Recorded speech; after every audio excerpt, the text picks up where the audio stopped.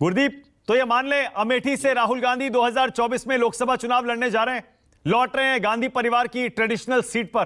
गुरदीप,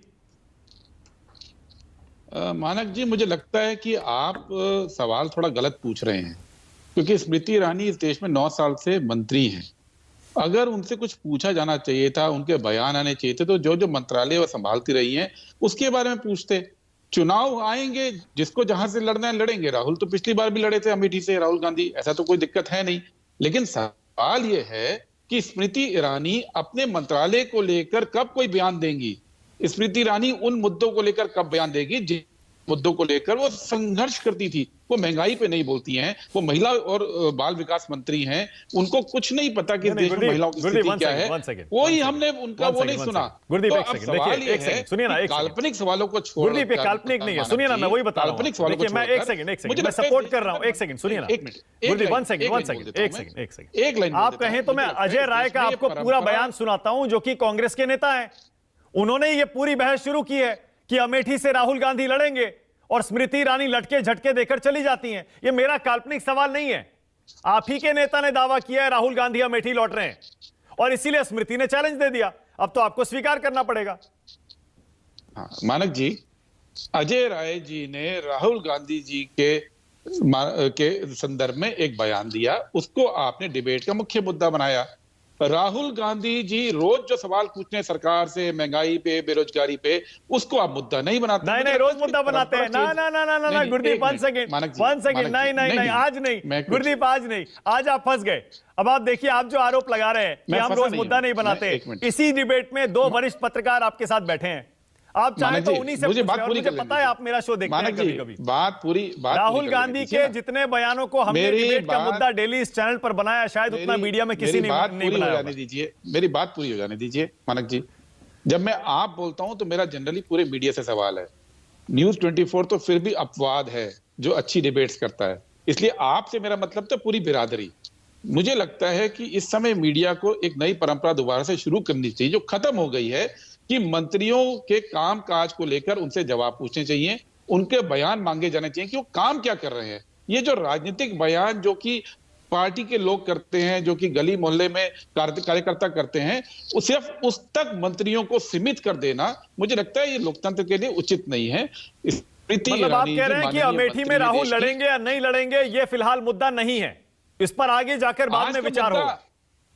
देखिए, आज का मुद्दा तो बड़ा स्पष्ट है कि भारत जोड़ो यात्रा है। स्मृति ईरानी जी इसको कुछ बोल देती तो हमें अच्छा लगता, हमें देश को पता लगता कि भारत जोड़ो यात्रा जो राहुल गांधी जी चल रहे हैं, पूरा देश कन्याकुमारी से लेकर कश्मीर तक चल रहे हैं, उसमें जो मुद्दे उठ रहे हैं, उस पर अगर स्मृति ईरानी कुछ बोलती तो समझ में भी आती।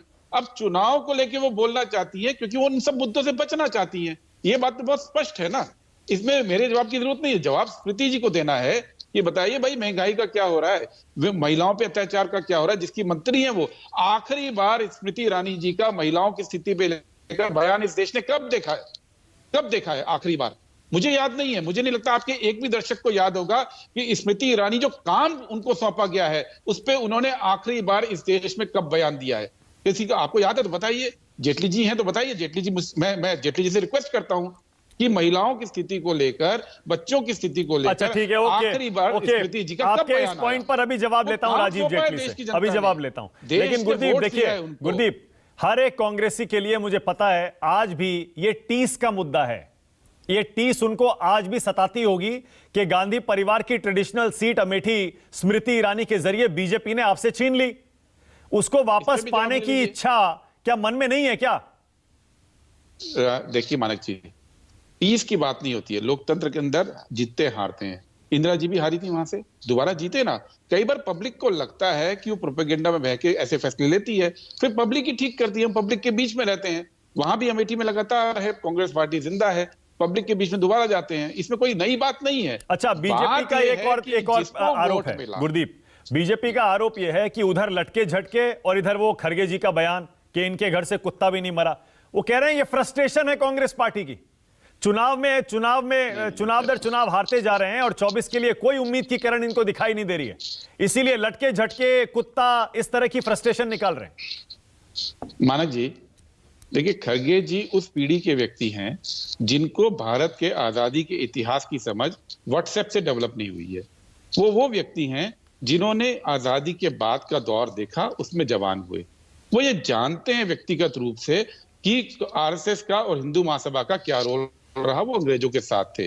वो ये जानते हैं, इसलिए उनको बड़ी कोफ्त होती है जब भारतीय जनता पार्टी के नेता उठ के आज ये बात कहते हैं कि हम तो आजादी के लिए लड़े थे।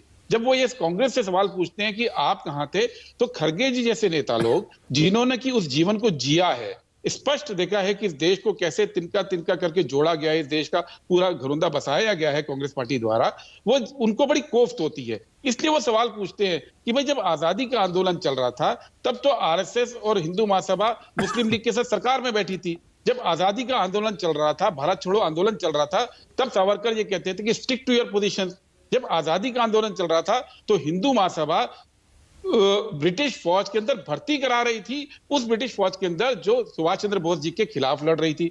ये सब खरगे जी जानते हैं, उनको किसी को बताने की जरूरत नहीं है। तो ऐसे व्यक्ति को बहुत कोफ्त होती है जब खड़े होकर बीजेपी के बड़े से बड़े नेता झूठ इस देश के अंदर बोलते हैं और कांग्रेस से सवाल पूछते हैं। तो ये खरगे जी ने पूछा कि राजीव कांग्रेस के पास तो इतिहास